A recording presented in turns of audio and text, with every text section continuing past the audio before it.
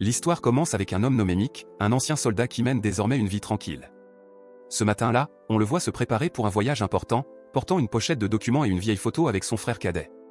En chemin, il s'arrête dans une quincaillerie et achète une masse, comme s'il se préparait à quelque chose de sérieux. Peu après, son trajet s'achève devant une vieille usine de caoutchouc, un bâtiment délabré rarement en activité mais cachant un sombre secret. À son arrivée, un ouvrier de l'usine l'aborde et lui dit de partir, mais Mick se présente comme le frère de l'eau. En entendant cela, l'ouvrier court immédiatement prévenir son patron, Randa. Lorsque Mick se retrouve enfin face à face avec Randa, il explique qu'il est venu réclamer une indemnisation pour la mort de son frère Laszlo, soi-disant décédé dans un accident de travail à l'usine. Mick montre alors des documents officiels de demande d'indemnité stipulant que la famille de son frère a droit à 127 500 $. Au lieu d'honorer son obligation, Randa se moque de Mick et l'insulte. Bien qu'humilié, Mick insiste sur le fait qu'il ne partira pas sans l'indemnisation. Furieux, Randa ordonne à ses hommes de le traîner dehors et de le battre. Grâce à son expérience au combat, Mick riposte et met plusieurs hommes à terre. Malheureusement, Randa surgit soudainement derrière lui avec un fusil de chasse pointé sur lui. Encerclé, Mick n'a d'autre choix que de se rendre. Randa le dénonce ensuite à la police pour agression et tentative de meurtre. Le même jour, Mick est officiellement arrêté. Au commissariat, il rencontre le détective Belly et son partenaire, l'agent Langlais. Il soupçonne que la mort de l'eau est liée à un trafic illégal. Mick est choqué d'apprendre que la mort de son frère n'était pas un accident, mais un meurtre. Le détective Belly lui propose alors son aide, sa peine pourrait être réduite s'il accepte de coopérer à leur enquête. Ils ont besoin d'informations sur les activités de contrebande à l'intérieur de la prison de Pleasant Hill, mais Mick hésite, ne voulant pas s'impliquer davantage. Quelque temps plus tard, Mick est transféré à la prison de Pleasant Hill, un établissement isolé.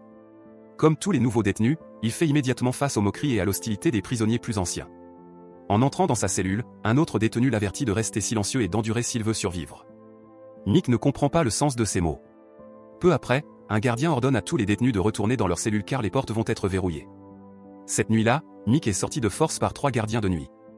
Il est brutalement battu et électrocuté avec des matraques électriques jusqu'à hurler de douleur. Les autres prisonniers ne font que rire de ses cris, sachant que Mick est devenu la nouvelle cible des gardiens. Après avoir été roué de coups, il est jeté dans une cellule d'isolement étroite et sale.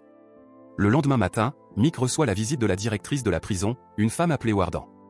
Contrairement à l'image habituelle d'un chef de prison, elle apparaît glamour, comme une mondaine en vêtements coûteux. Calmement, elle lui offre une tasse de café et engage une conversation détendue. Mais derrière ces mots se cache une menace, si Mick veut survivre, il doit obéir aux règles de la prison ou être prêt à subir pire que la veille. Mick comprend alors que cette femme est dangereuse et rusée. Après avoir quitté l'isolement, Mick rejoint les autres prisonniers pour le petit déjeuner. Là, il se lie d'amitié avec Tex, son voisin de cellule. Tex avertit Mick de ne pas résister, expliquant que la torture qu'il a subie n'était qu'une tradition de bienvenue pour les nouveaux arrivants. Pendant le repas, Mick remarque qu'un détenu reçoit une nourriture différente. Bud, un autre prisonnier, explique que cet homme est Bunan, une figure puissante qui travaille pour la directrice. Mick est averti de ne pas s'en mêler. Après le petit déjeuner, les détenus sont envoyés nettoyer la cour. Mick voit un vieux prisonnier peiner à transporter des objets, alors il l'aide. L'homme est surnommé Wizard car il parle souvent de manière étrange et prétend être magicien. Wizard lui raconte qu'il existe un ancien tunnel dans le bloc D, datant de l'époque où l'endroit était encore un hôpital psychiatrique.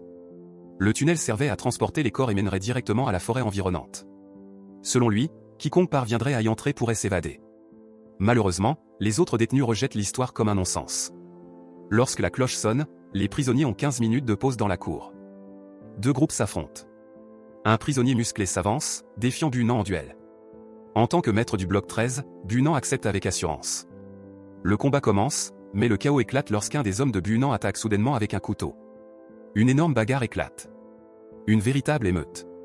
Les gardiens tirent des gaz lacrymogènes tandis que, depuis la tour, la directrice ordonne des tirs de sommation pour rétablir le contrôle.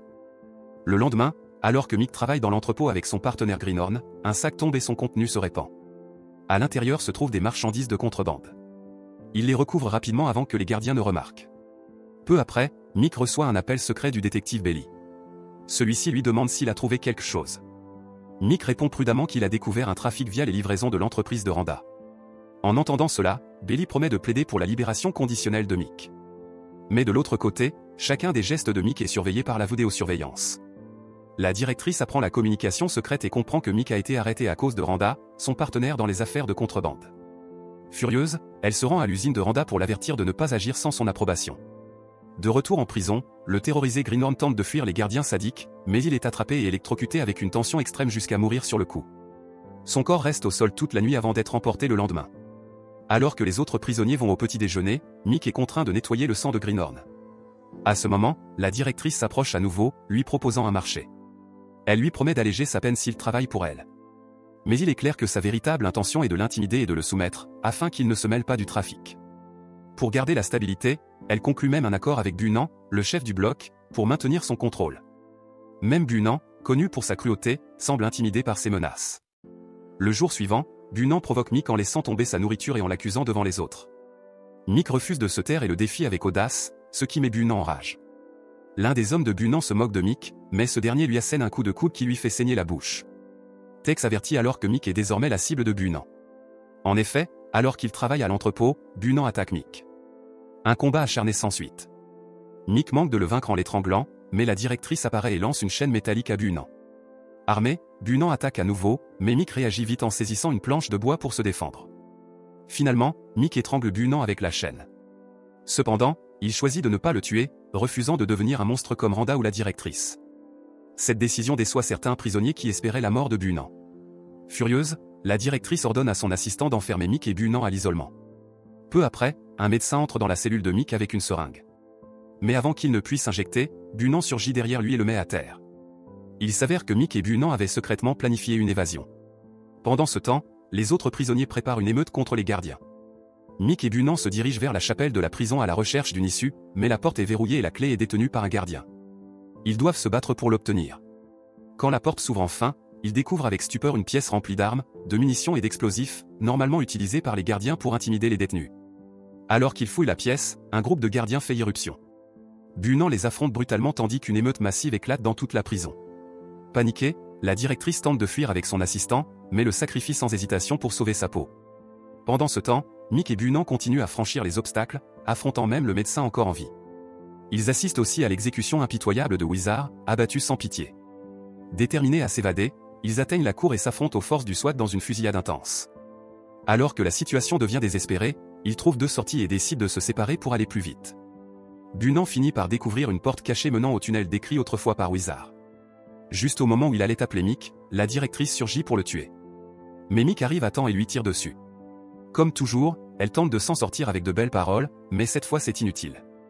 Sans hésitation, Mick met fin à sa vie dans la prison qu'elle avait bâtie avec de l'argent sale. Pendant ce temps, Tex, qui mène l'émeute, parvient à négocier avec l'équipe du SWAT. Il exige que le gouverneur et les autorités viennent directement à la prison de Pleasant Hill pour révéler son système corrompu et abusif. Ailleurs, Mick et Bunan s'échappent par le tunnel et rejoignent la forêt. Bunan est fou de joie de sentir l'air libre après tant de temps. Ils se séparent pour éviter la poursuite policière. Avant de partir, Bunan s'excuse pour tout ce qu'il a fait en prison. Il admet qu'il s'était soumis à la directrice uniquement pour survivre. Il appelle aussi Mick un véritable héros pour avoir renversé le régime oppressif. Quelques semaines plus tard, Mick visite pour la première fois la tombe de son frère. Soudain, plusieurs voitures de police encerclent l'endroit.